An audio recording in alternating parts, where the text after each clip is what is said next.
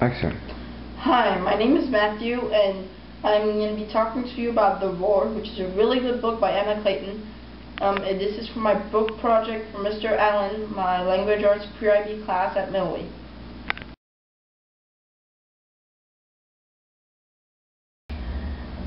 So this book starts when a 13-year-old kid, Ellie, is in a pot fighter racing across the waves of the Atlantic Ocean towards the wall, and she is going to London and then to her hometown Barford North, and she has in her pot fighter a black-capped capuchin monkey called Puck. She escaped from Mal Gorman, which is the main antagonist, which you'll hear about later, and she will be on her journey. She will be attacked by other fighters from Mal Gorman's crew, and she will be forced. She goes into the shadows, thinking that the shadow will give her protection, but because the shadow is old part and they don't have, it's an old part of town and they don't have most of the tall buildings from which she could hide, she gets shot down into the Thames River, and then Mal Gorman has to go with a crane crew to lift her out, but she gets mad, and for the first time you hear the title of the book, The Roar, about what it really is. The roar is emotions. It is something that when mutant kids, which you will learn about more too, get high emotions, they can use their special powers to actually hurt other people.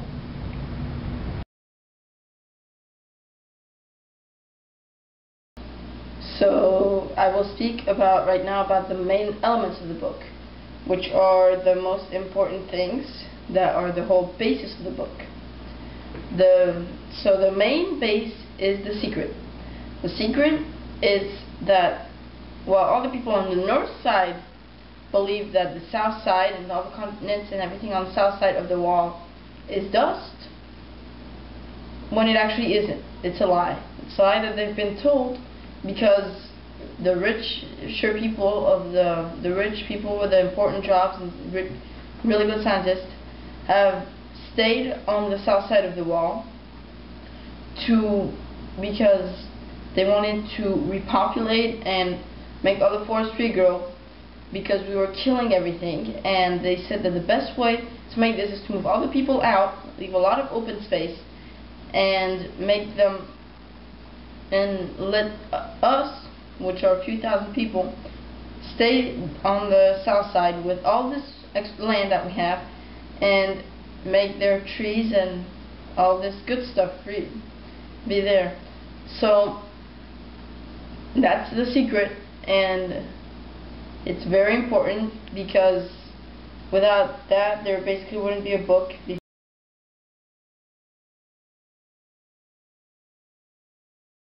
So now I'm going to talk about the wall. The wall is this big, massive, the biggest man-made structure of ever made since then. It is a massive wall stretching from Canada, from Alaska to most of Europe and Russia, covering the top half of the world. It is where billions of people are put into about 1/3 of all the world's area. So it's like taking a population at 2 to 3 times the size of the one we have right now and scratching it up in one little area, 1/3 of the world.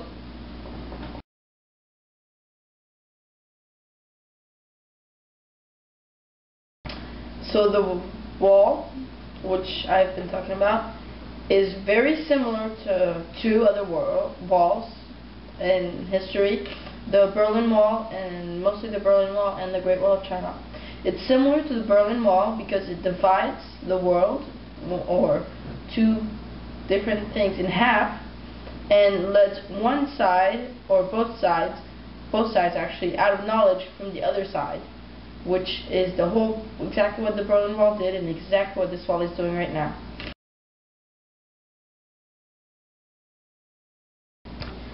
So I'm going to talk about the characters right now. The protagonists are Puck, which is a black cap capuchin monkey, Ellie, Micah, and Audrey, which are the four most important in my view. Puck is a capuchin monkey. He's important because he's the one that proves that the secret is actually true. He's proof of all the lies and that the North government has made. Ellie is Micah's sister, twin sister. She was the test subject out of 4. She is the only one that survived, and she is been tested by Mal Gorman to find out more about the mutants' special powers and what they can do. They were testing her. Scientists test her by making her use her special power while having electrons attached to her different brain points to monitor her brain activity. Micah is the brother of Ellie, so they're twins, as I said before. He is one of Mal Gorman's chosen ones, which are a group of 6 mutants that he has chosen to lead the war against the South Side, which I will explain also later. He is also the one that flies the pod fighter in their pod fighter game for Audrey. He is a very good flyer, which he gets from Ellie because he has a special mind connection with her, which is explained better in the story. Audrey, she is a girl that has cyborg eyes. She was born with empty sockets, and they put cyborg eyes for her. She's another one of the chosen ones from Mal Gorman as one of the war leaders, and she's the gunner for Micah.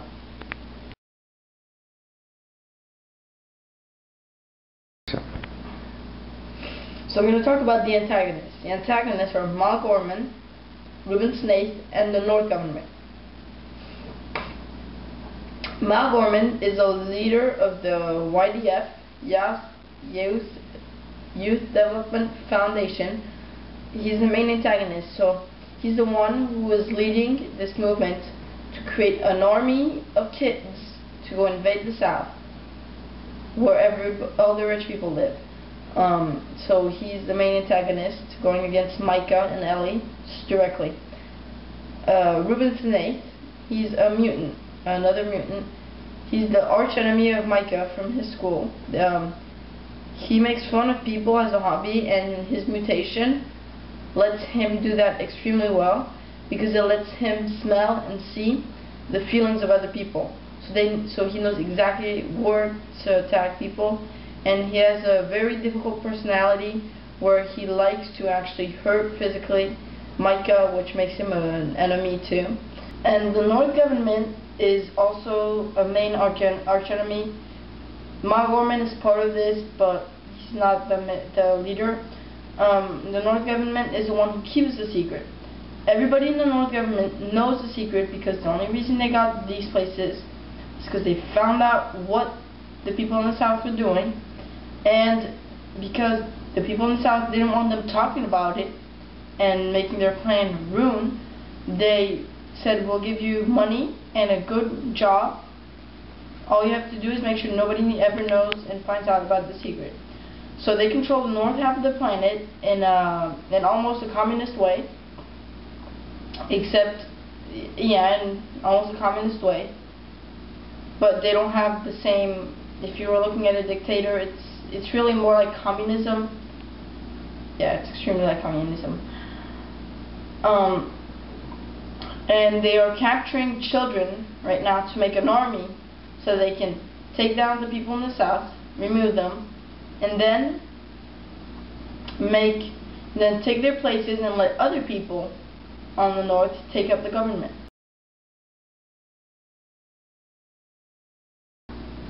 So I chose this book because I was kind of stuck on the book project date where we had to turn in what book, where we had to say what book we were going to choose. So I chose this book because I already read it and I knew most of it, so it would be a quick reread. And again, I knew it was a good book. I also chose this book because the sequel, The Whisper, just came out, and since it's been a little while since I've read this book, I really wanted to reread it so I could have a refresher before I read the sequel.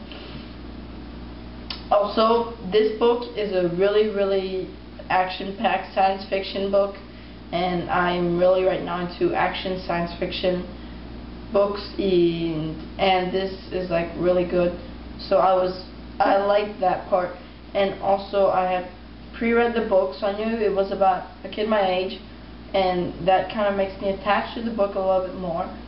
And also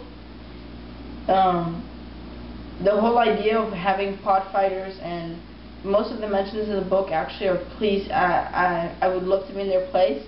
So being able to read the book, like a lot of people say, book are like magic transport portals, and when you read a book, if you connect to the character, which I can connect a lot to the character, if you connect to the character, you can actually get transported into their world, almost. And since I already really like that, the things they did in that world, I think that was really nice. Well, thank you for having listened about this this summary book project I did for Mr. Allen, and for having listened to me this whole time and sticking to me. I really appreciate this, and have fun reading the book if you want to read it now.